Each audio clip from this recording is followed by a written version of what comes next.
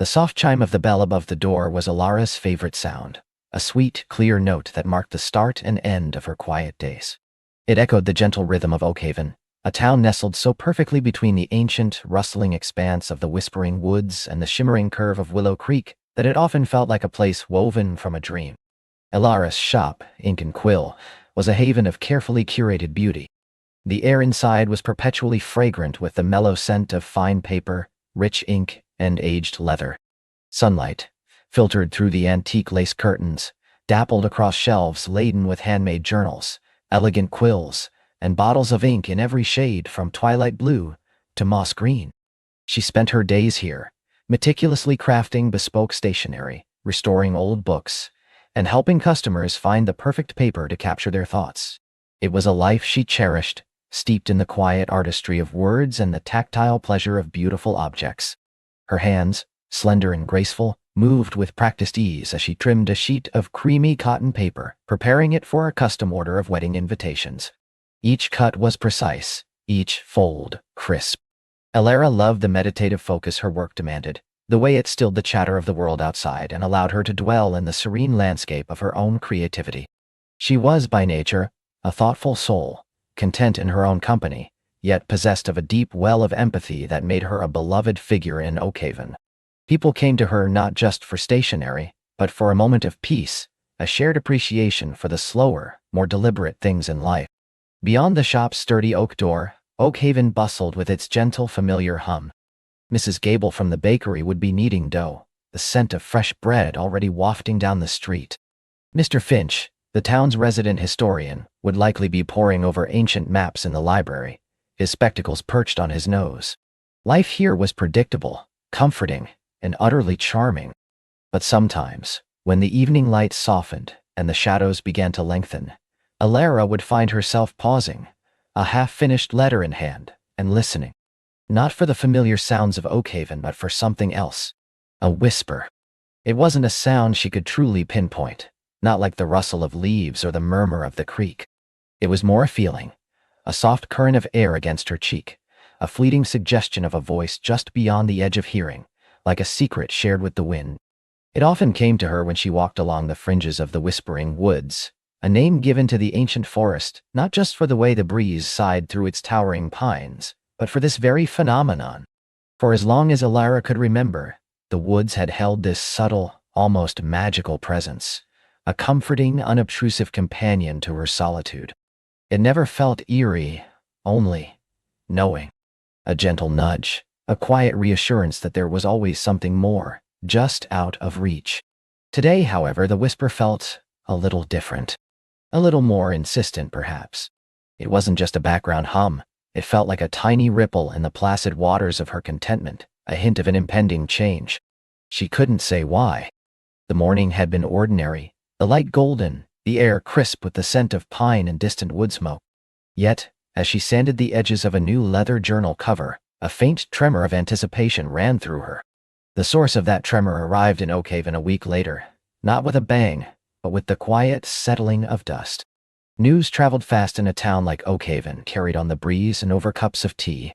The old Miller cottage, perched on a slightly overgrown lane at the very edge of the whispering woods, the one that had stood empty for nearly 2 decades, its windows like vacant eyes, had a new occupant. "Can you believe it, Alara?" Mrs. Gable had exclaimed, her flour-dusted hands gesturing animatedly as she delivered a fresh batch of almond croissants to the shop. "Someone's actually moved into the Miller place. They say he's from the city, a writer perhaps, so quiet though, haven't seen him much." Alara had smiled, a polite but genuine expression. "A writer? How lovely. Perhaps he'll need some fine paper." She felt a flicker of curiosity, a gentle pull towards the mention of the Miller cottage. It was a beautiful old place, despite its neglect, with rambling roses that still tried to bloom around its porch, and a venerable oak tree standing sentinel in its front yard. But it was also undeniably remote, deeper into the quietude of the woods than most Oakhaven residents preferred. It seemed an odd choice for someone new to town, especially from the bustling city. A day later, Alara had her first glimpse of him. She was returning from her lunch break, a small basket of fresh produce from the farmer's market tucked under her arm, when she saw him emerging from the general store. He was tall, with an easy grace to his movements, and his dark hair was just a shade too long, falling casually over his forehead. He wasn't overtly handsome in the conventional polished sense, but there was an undeniable magnetism about him. A quiet intensity in his profile, a thoughtful set to his jaw. He carried a small stack of lumber, planks of aged, rich-toned wood that suggested a project, a craft. As he turned to navigate the narrow sidewalk, his gaze swept across the street, pausing for a fleeting moment on ink and quill.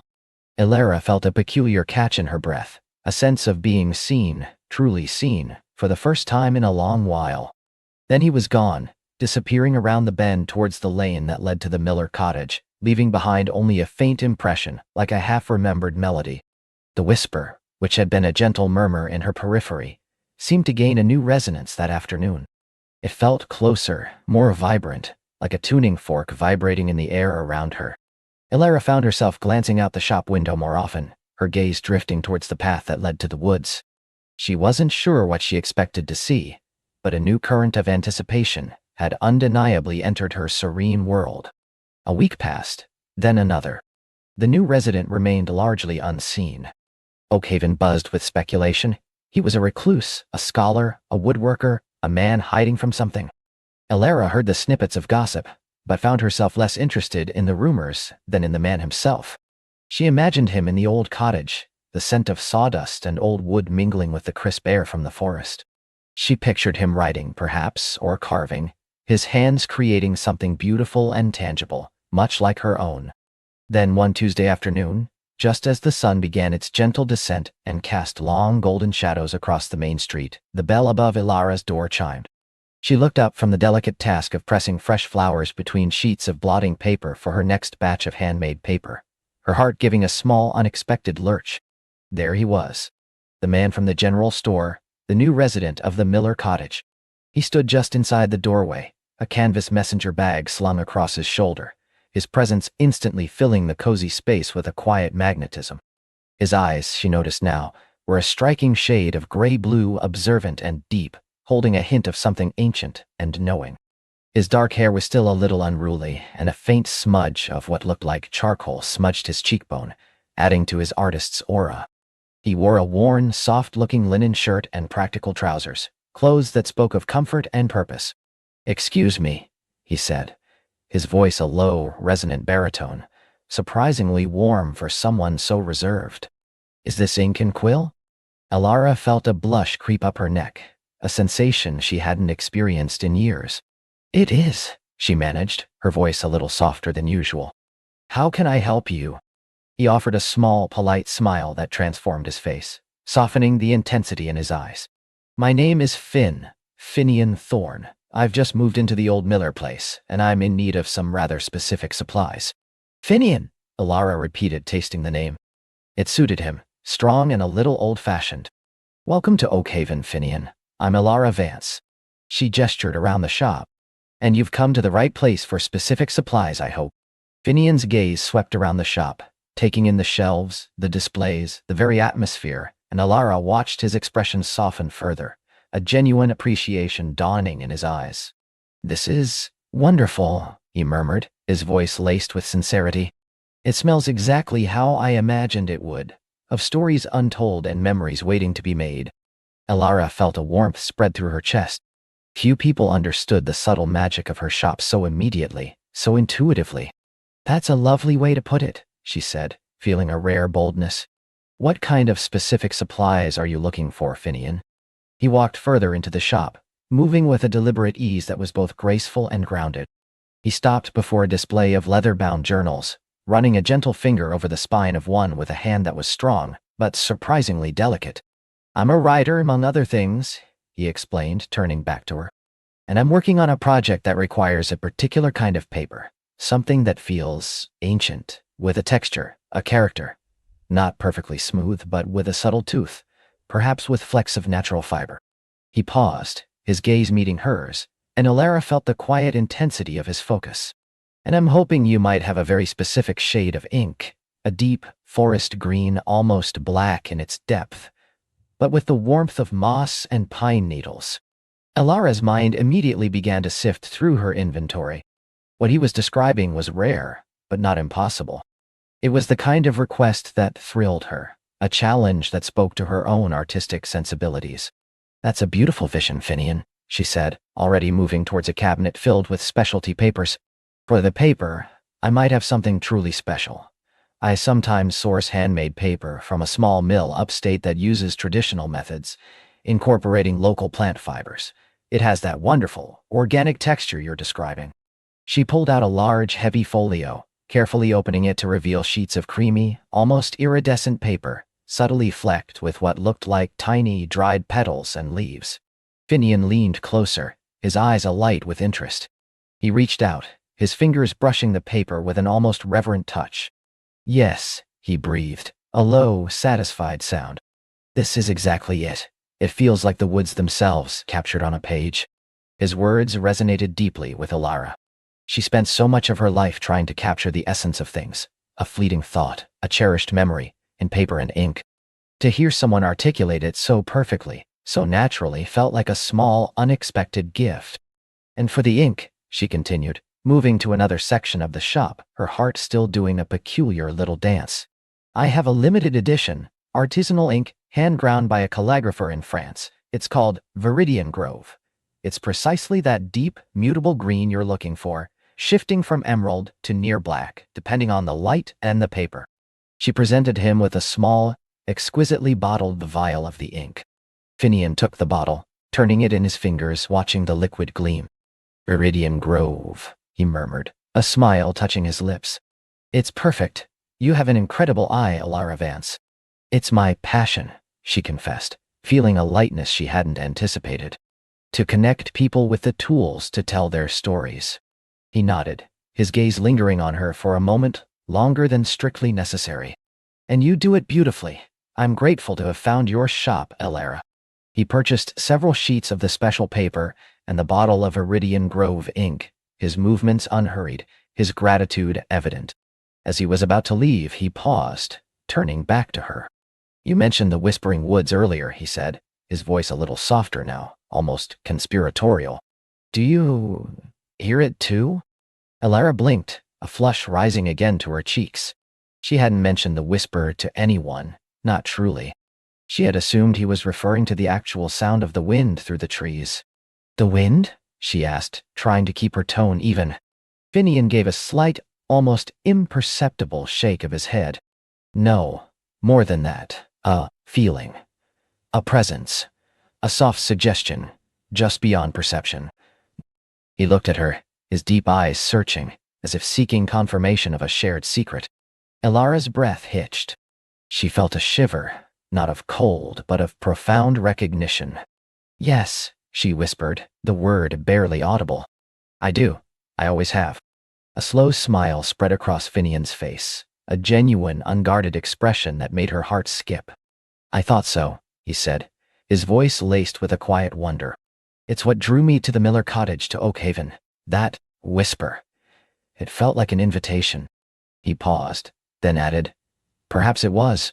With a final, warm smile, he nodded, and the bell chimed softly as he stepped out into the fading afternoon light, leaving Alara standing amidst her beautiful papers and inks, her world suddenly feeling richer, more vibrant, and undeniably changed.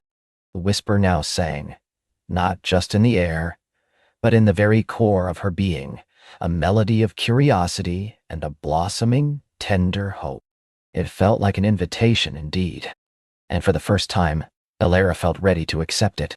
The bell's chime faded, leaving Alara in a silence that felt entirely new. It wasn't the familiar, comforting quiet of her shop, but a charged, humming stillness, as if the very air still vibrated with the presence of the man who had just left. She stood for a long moment, amidst the rainbow of inks and the crisp stacks of paper, her fingers still tingling from the brief accidental touch, her mind replaying his words, his smile, the depth in his eyes. "Perhaps it was," she whispered to the empty space, a soft smile touching her lips. The phrase hung in the air, a delicate bridge between the mundane and the magical, between the known and the deliciously unknown. An invitation indeed. And for the first time, Alara felt a tremor of excitement, not just a gentle curiosity, but a burgeoning, tender hope that felt like spring after a long winter. She moved through the shop, her usual tasks now imbued with a different light. Straightening a shelf of antique journals, she found herself wondering what stories they might hold, and if their authors had ever felt such a sudden, unexpected shift in their own quiet lives. Arranging a display of handmade cards, she imagined what words might be penned on them, what sentiments exchanged. The aroma of paper and leather, usually a comforting backdrop, now felt like a prelude, a fragrant overture to something yet to unfold.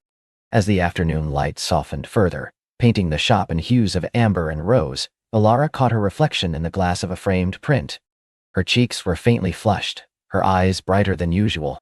She looked different. Not outwardly changed, but inwardly, a quiet spark had ignited. She closed the shop with her customary care, but as she locked the door, she found herself glancing down the street, half expecting, half hoping to catch another glimpse of him. The street was empty, save for the lengthening shadows, but the feeling of anticipation remained, a warm ember in her heart. That evening, the quiet of her small apartment above the shop felt less solitary, more expectant. She made herself a simple supper, but her thoughts kept drifting back to him. What was his name? Where did he come from? What was the story behind the old volume he carried, the one with the intriguing scent of distant lands? The questions swirled like gentle eddies in her mind, each one a thread in a tapestry she yearned to weave. She found herself picking up a fine-tipped pen, not for a commissioned piece, but for a blank page, her hand poised, waiting for inspiration that felt linked to the day's encounter. No words came, but the act itself was a testament to the stirring within her. The next few days passed in a haze of gentle anticipation. Alara found herself looking up more often when the bell chimed, a faint flutter in her chest each time a new customer entered. She found herself unconsciously tidying the display near the door, ensuring the small vase of freshly cut wildflowers was always vibrant, the scent of lavender and rosemary subtly present.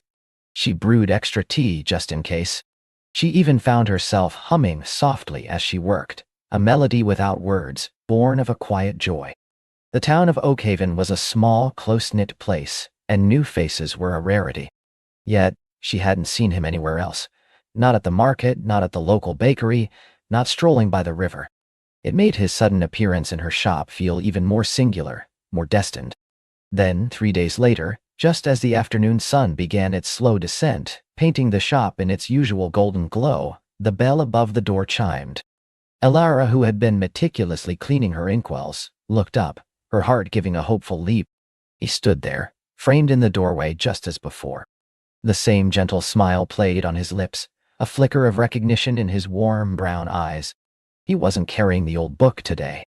Instead, tucked under his arm was a much smaller, leather-bound volume, its spine worn smooth with age, its pages promising ancient secrets. "Good afternoon, Alara," he said, his voice a soft melody that brought a blush to her cheeks. He remembered her name. "Good afternoon," she replied, her voice a little breathy. I didn't expect to see you again so soon." He took a step further into the shop, the scent of him, crisp air and old paper, preceding him. "Didn't you?" he chuckled, a low, pleasant sound. "I rather hoped you might. And I had a good reason to return, I promise." He held up the small book. "After our conversation the other day, about the magic of the written word and the beauty of your craft, I remembered this." Alara moved from behind her counter, drawn by his presence, by the book. "What is it?" she asked, her curiosity piqued. "It's a collection of ancient scripts," he explained, holding it out for her to see. "Not just calligraphy, but the history of papermaking, the evolution of inks, the stories behind the scribes who painstakingly preserved knowledge through the ages.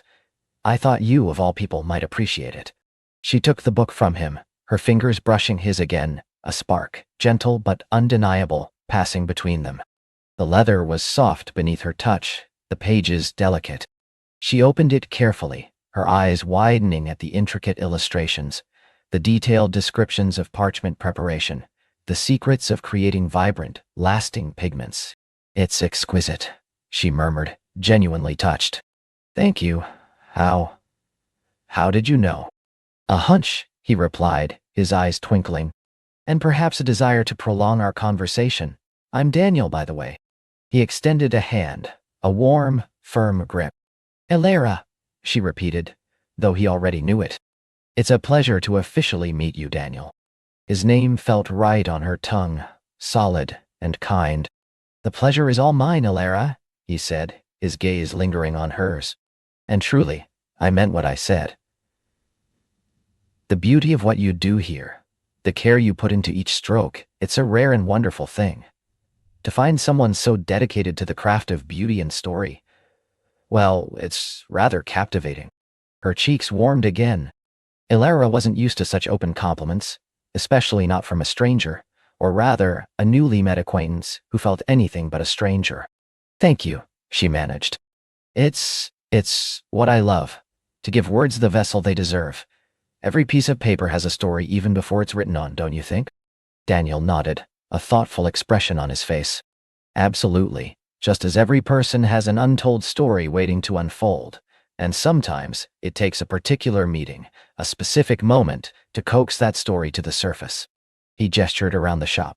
"This place, for example, it feels like a repository of quiet tales, doesn't it? Each book, each pen, each inkwell whispering its own history." "It does," Ilara agreed, feeling a comfortable ease settle between them.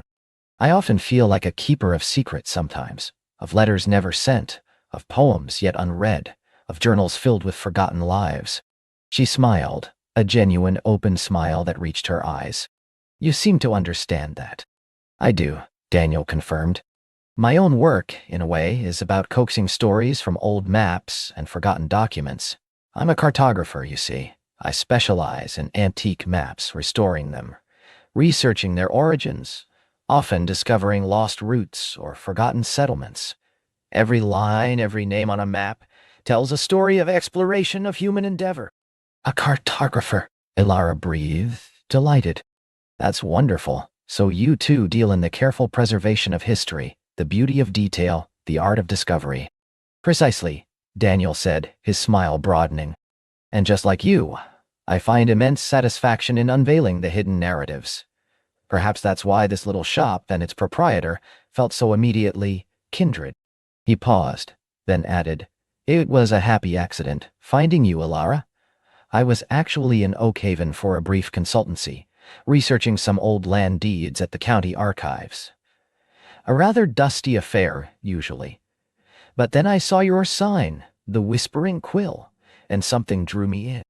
"The whispers are very strong here," Ilara said, a playful glint in her eye. "Especially today." He laughed, a warm, rich sound.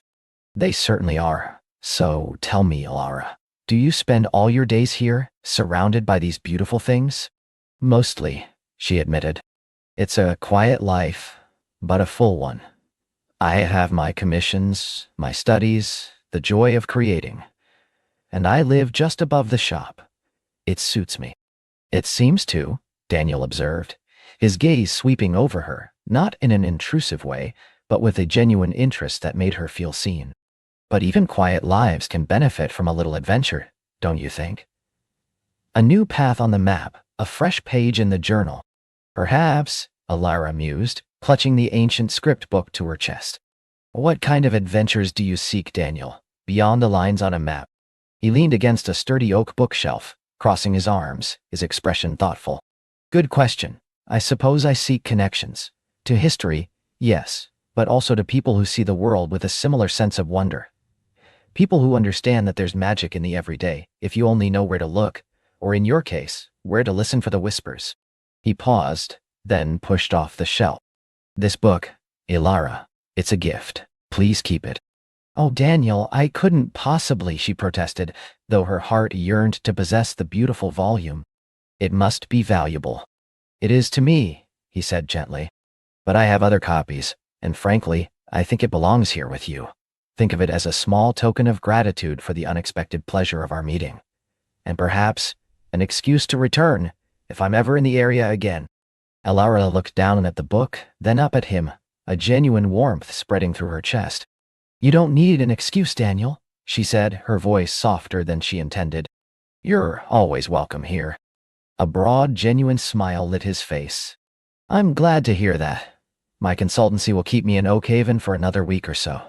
I was wondering if you weren't too busy with your whispers and your beautiful papers, if you might allow me to perhaps buy you a cup of coffee at the Golden Spoon or take a walk by the river. There's a charming old bridge just past the mill, and the autumn leaves are just beginning to turn. Ilara's heart fluttered.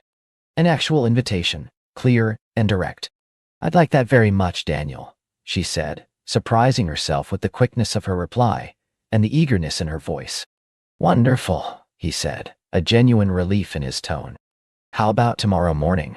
Say 10 o'clock. I'm usually at the archives early, but I could take a break. Tomorrow at 10 would be perfect, Ilara confirmed, already picturing the crisp autumn air, the vibrant leaves, the easy conversation. Excellent, Daniel beamed. Until then, Ilara da. He gave a small, almost imperceptible bow, then turned towards the door. Daniel, she called out, just as he reached the threshold. He turned back, his gaze questioning. Thank you, she said simply, holding up the book. For this, and for the whispers. He understood. His smile was warm, knowing. My pleasure, Ilara. My absolute pleasure. The bell chimed again, a little brighter this time, as he stepped out into the deepening twilight. Ilara stood, the ancient book clutched in her hands, a joyful lightness in her step. The shop, which had always been her sanctuary, now felt like a threshold, a place where new possibilities unfolded with every chime of the bell, with every whispered word. The invitation had been accepted, and a new chapter, rich with a promise of shared stories and quiet adventures, was about to begin. The melody in her heart had grown stronger, clearer, a harmonious blend of curiosity, hope, and something undeniably, wonderfully new. The next morning, Ilara awoke with a lightness she hadn't felt in years. She chose her clothes with unusual care. A soft wool dress in a muted forest green, a simple silver locket, her favorite, comfortable boots. She tidied her apartment, her movements imbued with a quiet energy. Downstairs in the shop, she arranged a fresh bouquet of asters and goldenrod, their vibrant colors mirroring the feelings within her. At 9:45, she found herself gazing out the shop window, a nervous flutter in her stomach that was more exhilarating than unsettling. Punctual as ever, Daniel appeared precisely at 10, walking with an easy stride down the cobblestone street. He wore a tweed jacket that gave him a scholarly yet approachable air, and his smile, when he saw her, was immediate and warm.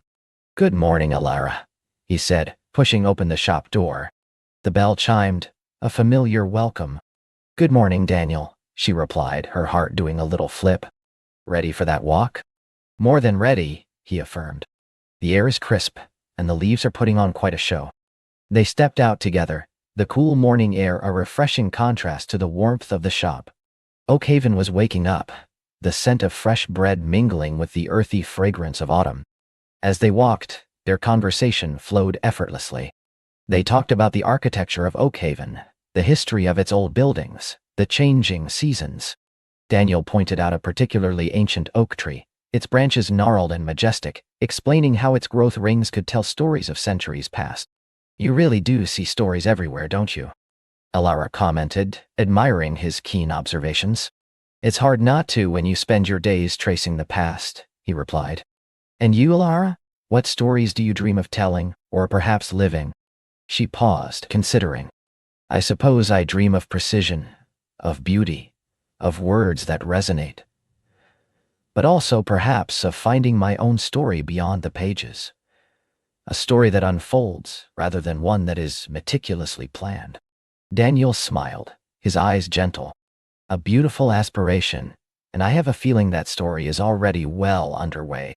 They reached the old stone bridge Daniel had mentioned, spanning a narrow, gurgling river.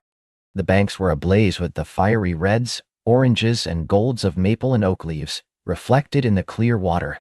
It was a picturesque scene, peaceful and vibrant. They leaned against the low stone wall, watching a pair of ducks glide serenely downstream. It's lovely here, Ilara said, breathing in the scent of damp earth and decaying leaves.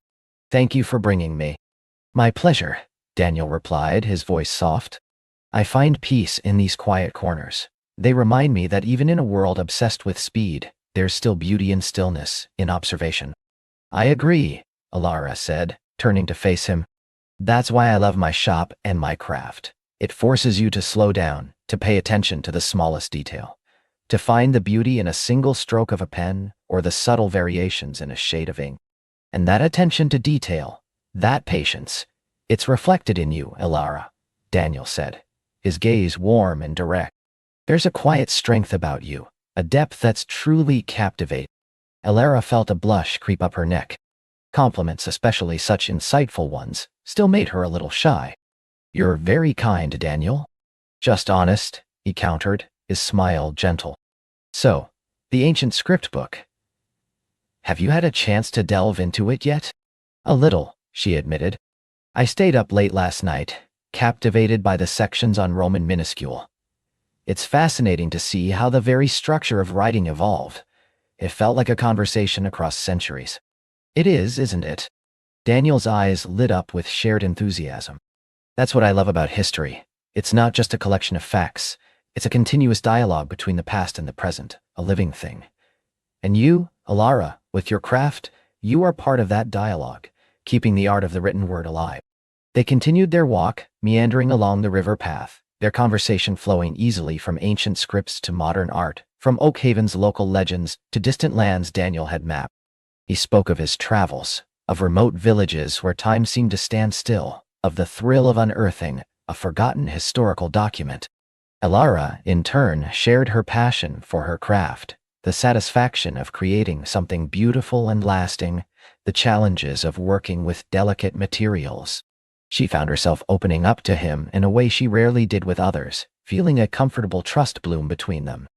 The morning passed quickly, too quickly.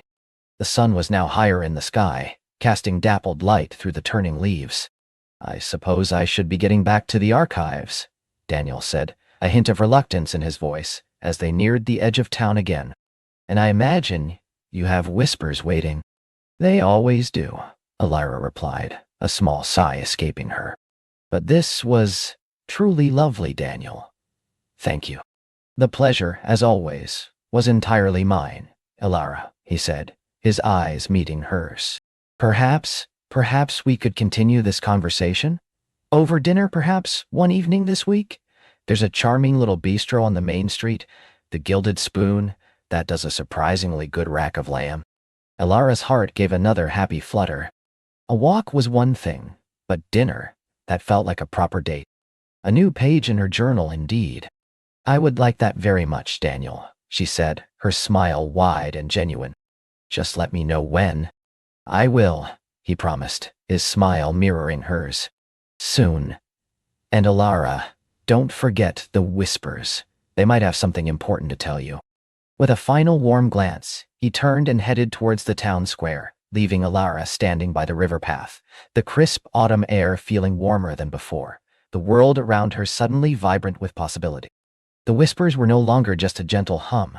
They were a chorus, singing of connection, of shared stories, and of a future that felt bright with the promise of unfolding joy. She felt ready, more than ready, to listen to them all. The crisp autumn air indeed felt warmer. It wasn't just the lingering golden light of the afternoon sun, but a nascent warmth blossoming within Elara's chest, unfurling like the delicate petals of a late-blooming rose. Liam's words, so gently spoken, had shifted something profound inside her.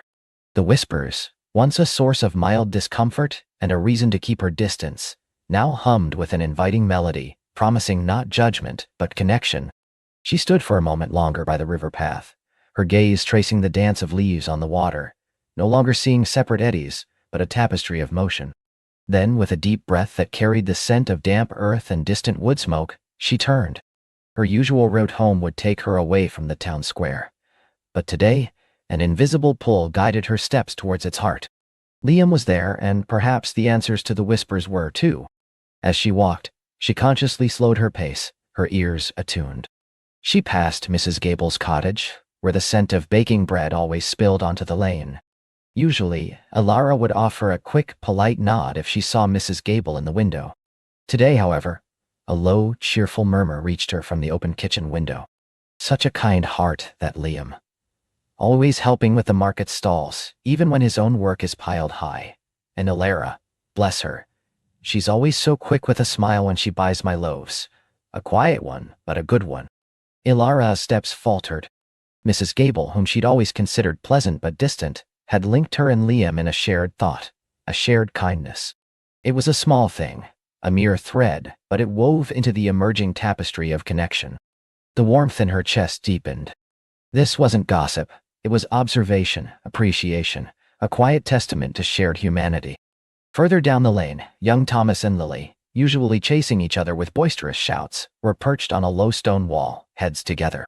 As Alara approached, their voices lowered, conspiratorial but not malicious. And he showed me how to tie the fishing knot, the one Dad always struggles with. Thomas whispered, his eyes wide with admiration. And he promised to tell me a story about his travels next time I see him down by the docks, Lily added, bouncing slightly on her seat. Liam again, His presence seemed to permeate the very air of Oakhaven, not as a dominating force, but as a gentle, encouraging undercurrent. He was a connector, a helper, a storyteller. He was woven into the daily fabric of the town in ways Alara hadn't truly seen until now. Her own perception, she realized, had been like a veil, muting the vibrant colors of her community. As she neared the square, the sounds grew louder, the distant clang of a blacksmith's hammer, the murmur of voices from the market stalls, the rhythmic creak of the old well pump. She spotted Liam almost immediately. He was indeed at the heart of it all, his tall frame bending slightly as he listened to old man Fitzwilliam, who was gesticulating wildly about a stubborn fence post. Liam nodded, his expression one of patient understanding before offering a suggestion that brought a slow smile to Fitzwilliam's weathered face. Alara hesitated at the edge of the square, feeling a familiar shyness begin to prickle. But then she remembered Liam's warm glance, his gentle encouragement, the way he'd offered her a new lens through which to view her world. And she remembered Mrs. Gable's quiet linking of their names, Thomas's admiration, Lily's anticipation. Taking another fortifying breath, she started to walk through the stalls. Instead of keeping her gaze down, she looked up, met eyes, offered smiles. And to her surprise, the smiles were returned, warmer and more genuine than she remembered. "Alara, dear, lovely to see you out and about," called out Martha, the baker's wife, her hands dusted with flour as she arranged golden brown pastries. "That Liam? He was just saying how much he enjoyed your drawings of the river path. Said they truly capture the light." Alara's cheeks flushed, a different kind of warmth now spreading through her. Liam had noticed her drawings and spoken of them to Martha. She hadn't realized anyone beyond her small circle of friends even knew she sketched. "Oh, really?" she managed, her voice a little breathy. Martha chuckled, her eyes twinkling. "Indeed, he has an eye for beauty, that one, and he's always looking out for others.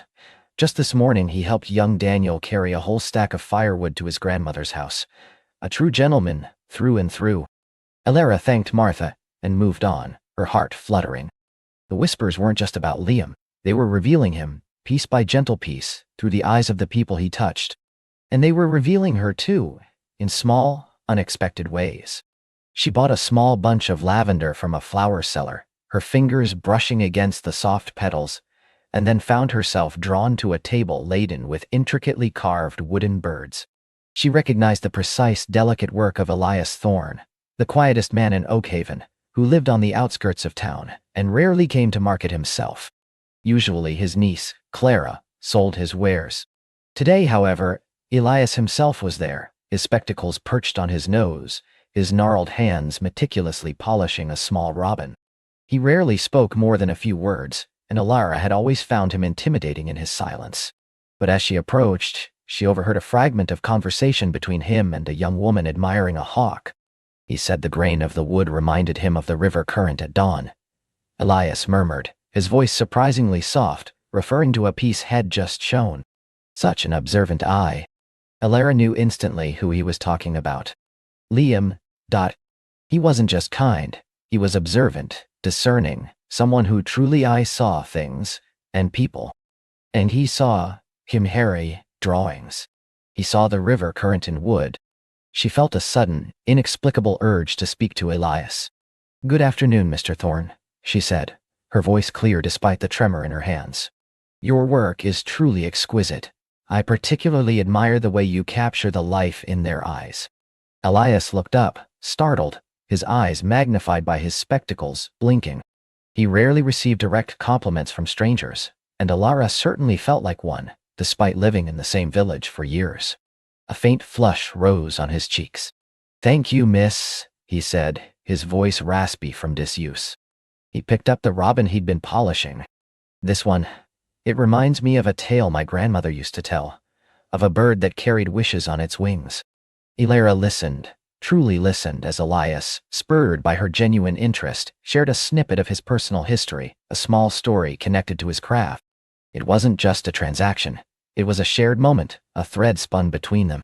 When she finally moved on, clutching her lavender and a small, intricately carved wooden leaf Elias had insisted she take, she felt lighter, more connected to the quiet artisan than ever before. The important message Liam had spoken of wasn't a single revelation, she realized. It was a mosaic, slowly piecing itself together from these small interactions, these shared stories, these moments of unexpected connection. It was the understanding that Oakhaven wasn't just a collection of individuals living in proximity, but a living, breathing entity, constantly exchanging energy, stories, and kindness. And she, Ilara, was a part of it, not just an observer. As the afternoon sun began its slow descent, painting the sky in hues of orange and rose, a gentle chill began to creep into the air. Ilara knew it was time to head home, but she felt a reluctance she hadn't anticipated. She wanted to linger, to absorb more of this newfound warmth. She spotted Liam again, this time near the old oak tree at the center of the square, talking to the village elder, Grandmother Maeve. Grandmother Maeve, with her sharp wit and even sharper eyes, was the keeper of Oakhaven's oldest stories. Ilara had always respected her, but kept her distance, intimidated by Maeve's directness. Today, something prompted Ilara to approach. As she drew near, she heard Maeve's voice, surprisingly soft. He lost his parents when he was just a lad, you know, raised by his Aunt Lyra over in Meadowbrook. But he always kept his ties to Oakhaven, coming back for the festivals, helping out where he could. It's in his blood, this village, the kindness, the caring. His parents were the same. His parents were the same. Ilara's heart gave a little lurch. Liam's past, hinted at so gently, explained so much about his grounded nature, his understanding, his quiet strength. He wasn't just passing through. Oakhaven was truly home to him despite his travels. And his kindness was an inheritance, a legacy. Liam saw her then, and his eyes lit up. A genuine, welcoming smile spreading across his face. Ilara, what a lovely surprise. You've been busy exploring the market, I see. He gestured to her lavender and the wooden leaf. Ilara felt her shyness recede, replaced by a confident warmth. Yes, I have, she replied, her gaze meeting his, holding it. And I've been listening to the whispers. A knowing look passed between them, a shared secret, a quiet understanding. Liam's smile deepened, crinkling the corners of his eyes. And what have they told you? He asked, his voice soft, inviting. They've told me that Oakhaven is far more intricate and beautiful than I ever realized, she began, choosing her words carefully. They've told me that people here share so much more than just a village square. They share kindness, stories, and a deep sense of connection. And they've told me about you, Liam. His eyebrows rose slightly, a hint of curiosity in his gaze. Oh? And what have they said about me?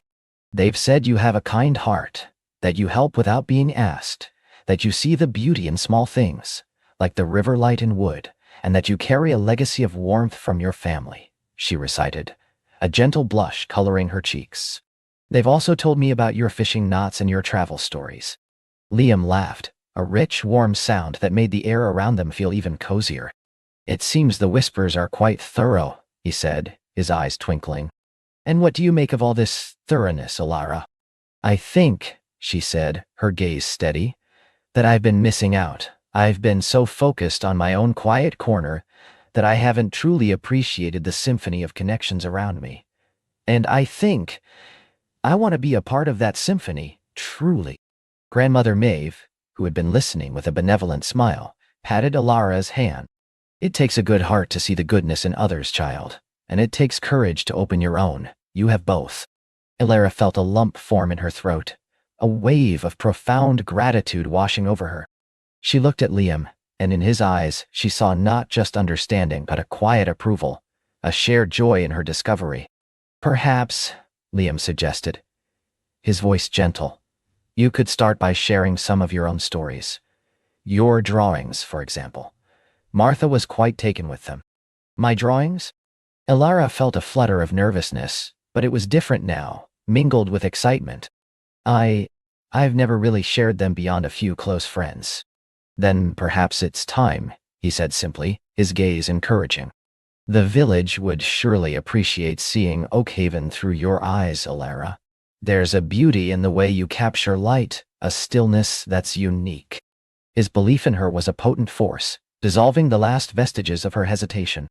"Perhaps," she repeated, a genuine smile blooming on her face, reflecting the warmth in his. "Perhaps I could. Perhaps I could even sketch some of those stories the Whispers have shared with me today." The idea sparked within her, vibrant and compelling. To translate the shared kindness, the quiet heroes, the deep connections of Oakhaven into her art. It felt like a perfect bridge between her inner world and the bustling, heartwarming community she was finally ready to embrace. As the first star began to prick through the deepening twilight, Liam offered to walk her home. The walk was different this time. They didn't just walk side by side, they truly walked together. They talked, not in polite pleasantries, but in shared observations. Alara pointed out how the shadows lengthened the ancient oak's branches, turning them into grasping fingers, and Liam spoke of how the river, at this time of day, sang a different, deeper song. He asked her more about her drawings, about her preferred subjects, her inspirations. And she found herself speaking freely, openly, about her love for the quiet moments, the subtle shifts of light, the forgotten corners of the village. He listened intently, his gaze unwavering, making her feel seen, understood in a way she hadn't experienced before.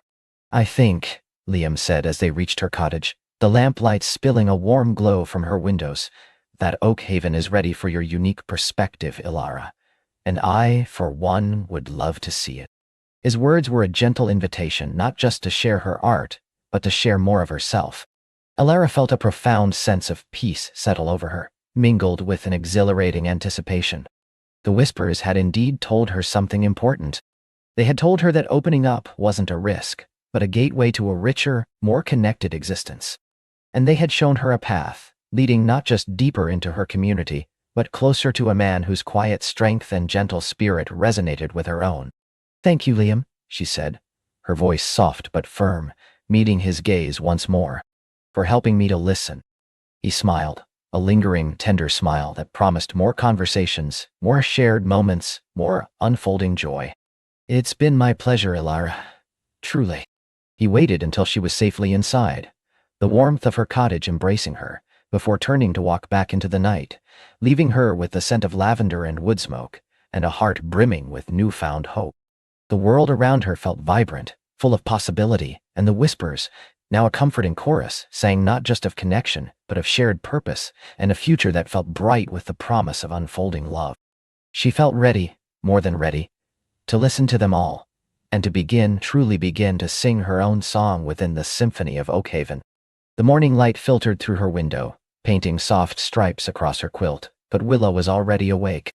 Her heart still hummed with the echoes of the previous night, a vibrant melody that had woven itself into the fabric of her dreams. The scent of lavender and wood smoke lingered, not just in her memory, but it felt as though it had imbued itself into the very air of her cottage, a sweet, grounding presence. The Whispers, once a gentle, guiding undercurrent, were now a jubilant chorus, a symphony of possibility. They spoke not in specific words but in feelings, a deep sense of rightness, of connection, and an undeniable pull towards something, somewhere. They urged her to move, to seek, not with urgency, but with the quiet confidence of a river flowing to the sea.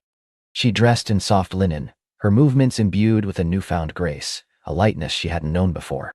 Her shop, the verdant quill, usually her first thought, seemed to wait patiently today. Today was different. Today, she followed the Whispers. They led her not to the bustling main street, but down a winding path that bordered the Whisper Woods, a path she often took for her morning strolls. But today, the Whispers urged her off the familiar track, nudging her towards a small, overgrown clearing she rarely ventured into. It was a place where ancient oaks stood sentinel, their gnarled branches reaching to the sky, and where the remnants of an old stone well sat, half hidden by ivy. And there he was. He stood beside the well, his back to her, examining the crumbling stone with a contemplative air. The morning sun caught the rich mahogany of his hair, and the familiar scent of wood smoke, stronger now, drifted towards her. He wore a worn leather apron over a simple shirt, his sleeves rolled up to reveal strong forearms. He held a small, beautifully carved wooden bird in his hand, turning it over and over, his fingers tracing its smooth contours. The whispers swelled, a crescendo of recognition and joy. Will paused, her breath catching in her throat, a smile blooming unbidden on her lips. It felt like coming home. As if sensing her presence, he turned slowly, his gaze sweeping the clearing until it found hers. His eyes, the color of warm amber, widened slightly, a flicker of surprise, then a deep, undeniable recognition shining within them.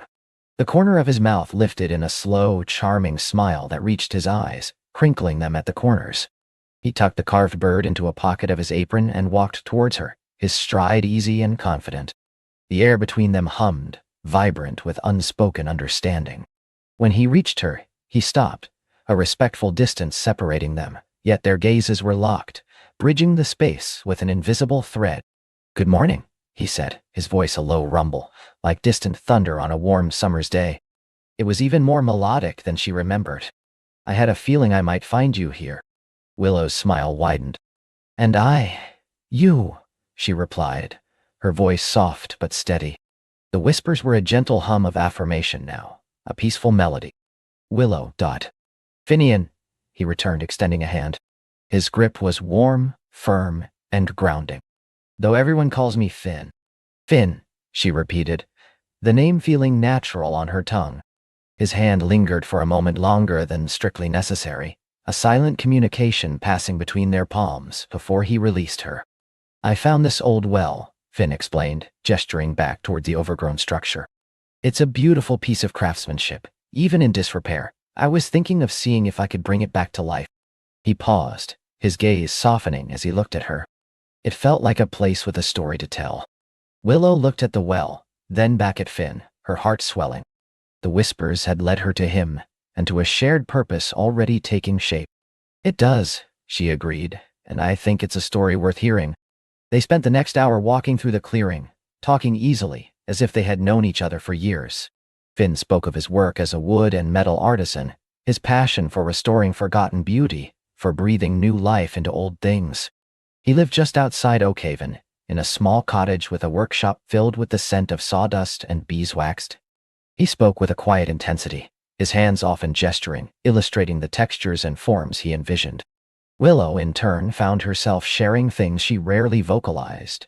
Her love for Oakhaven's hidden nooks, her fascination with old tales, and even, hesitantly, the way she felt guided by a deep intuition, a sense of listening to the world around her.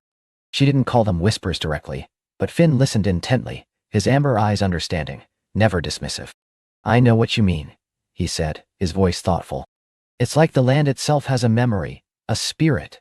You just have to be quiet enough to hear it." He smiled, a knowing glint in his eyes. "Or feel it." Their shared understanding was a bridge, spanning the gap of their brief acquaintance.